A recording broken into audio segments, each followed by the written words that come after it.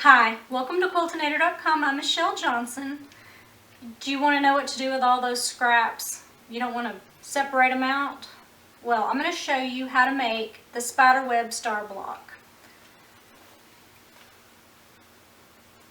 And this starts out with 9 12.5-inch squares. Cut up, add all the little things onto it, and then you have a nice little baby blanket. So let's get to sewing. This is the instructions for the spider web star square. And the first thing you're going to do is you're going to start off with a square. And the ones we started out with were 12.5 inches. But then all you're going to do is you're going to cut them. You're going to cut them diagonally both ways. So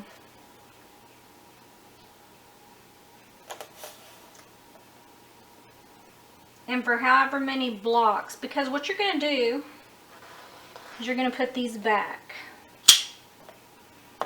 just how they were. So let's just say these were my background squares. And what I would do is, now that I have these, I would fold it in half and then just smush down here, finger press, and leave a little mark. And then what you're going to do is you're going to measure in from the edge and make a little mark. And I'll show you what they did here. Here they took a piece of a cereal box, and then on the square that they had cut into quarter square triangles, they just put this on here, and then they drew lines. So hopefully you can see here, they just used a ballpoint pen and they drew line. And then what they did is they just took a strip that was straight on one edge and they lined it up, sewed a 1/4 inch, folded it and ironed it, and then did the same thing to this side. And so from that point, you're just going to do the very next strip and you'll sew one on. But what you want to do is you want to make sure that whatever you flip, that it covers this whole piece. So you want it long enough on both sides to cover all of that. And honestly, as long as it is a straight edge, it doesn't matter. So I have this piece right here, and it's just round. I mean, it's kind of got rounded edges. And I want you to see this. I'm going to just take my rotary cutter, and I'm not even going to take a ruler, and I'm just going to straighten it up a little. Do I care that it's rounded on the other edge? No. So what I'm going to do is take this straight edge, put it right sides together with this other edge, and then I'm going to sew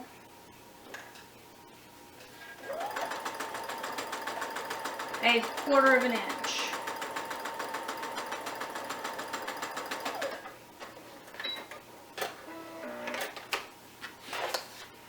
And I have enough to where you can either finger press it with your fingernail or take it to the iron.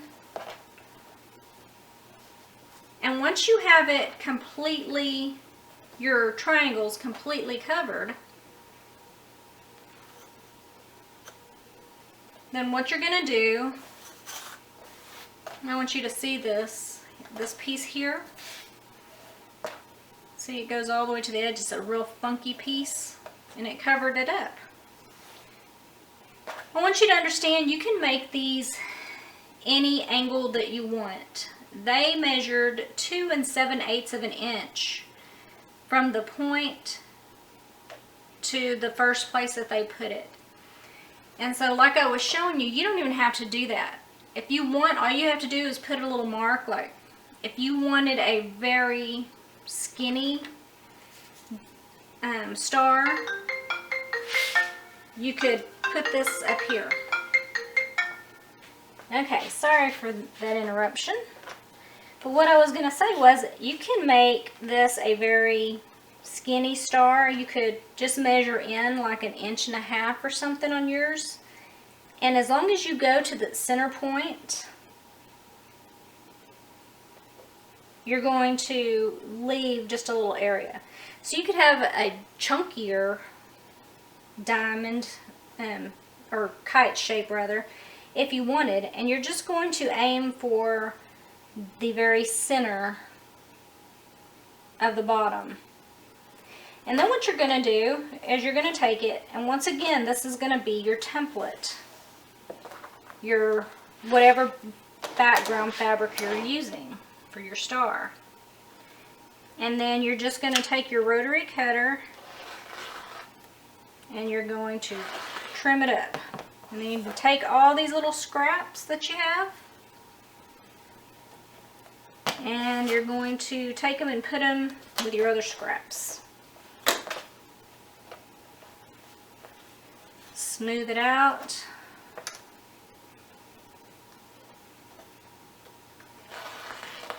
And then, oops, keep forgetting to cut the little edges.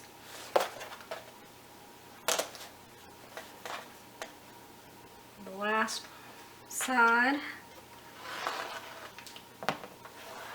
Okay, so now if I flip this over, I have 1/4 of the square done here. And then you would just take your other pieces and try not to make everything match exactly. And so I'm going to take these two, and what I want you to do is just put them in, and you're going to sew them at 1/4 inch. You don't want to sew this in first, either of the points. You want to the kind of 90-degree angle there.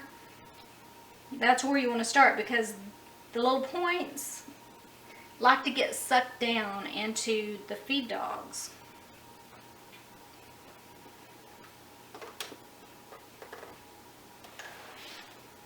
And then just line it up. And you want to let your feed dogs do the work, because these are bias edges. And so you can have quite a bit of distortion.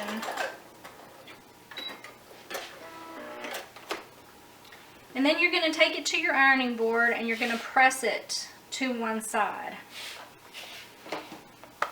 And I've already done that here on this one.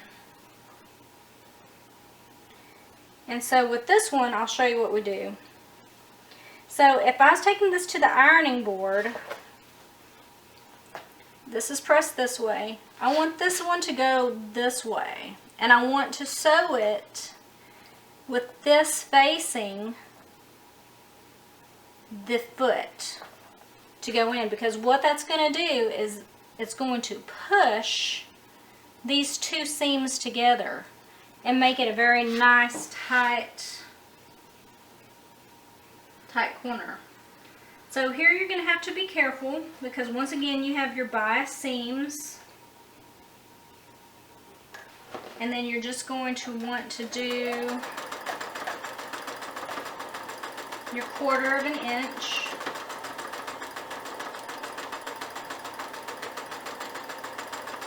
And again, I'm following the white, the muslin part, because that is my background.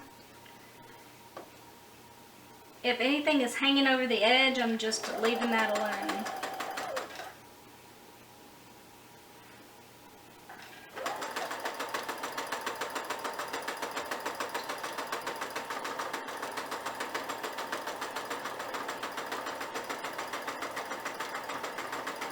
I probably should have just lined that up a little bit better, but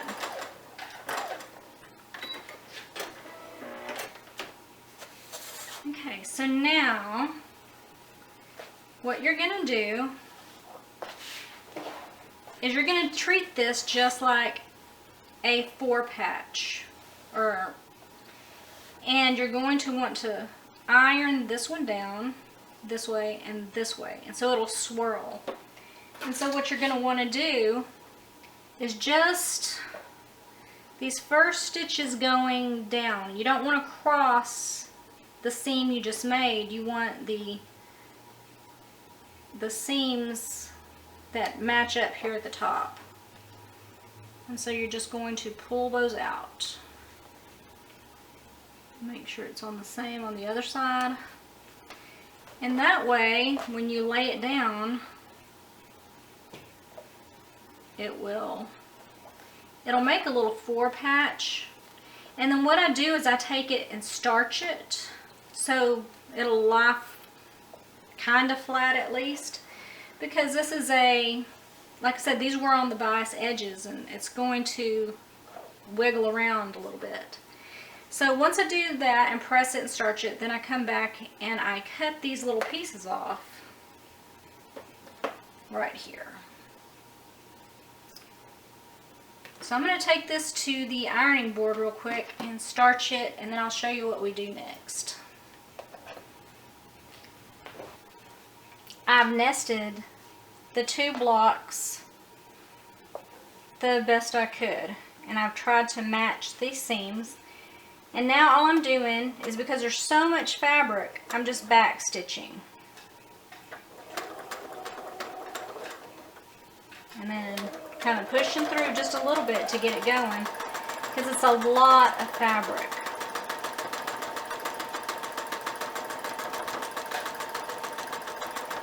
If they don't line up, I'm not going to be too upset about it. It's not going to be so noticeable.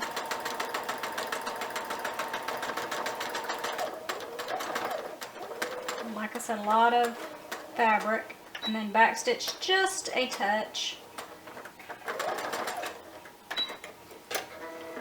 And now what I would do is I would take this to the ironing board and I would press these open. Press this seam open as much as possible, because that is a lot of fabric. And once you put this seam right here with the next two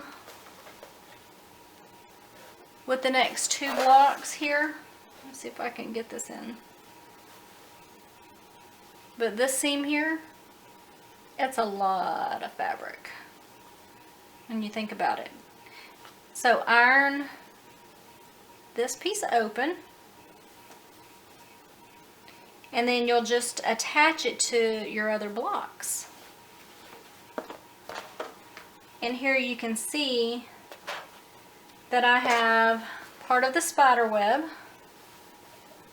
half of the spider web here, but it also makes star points.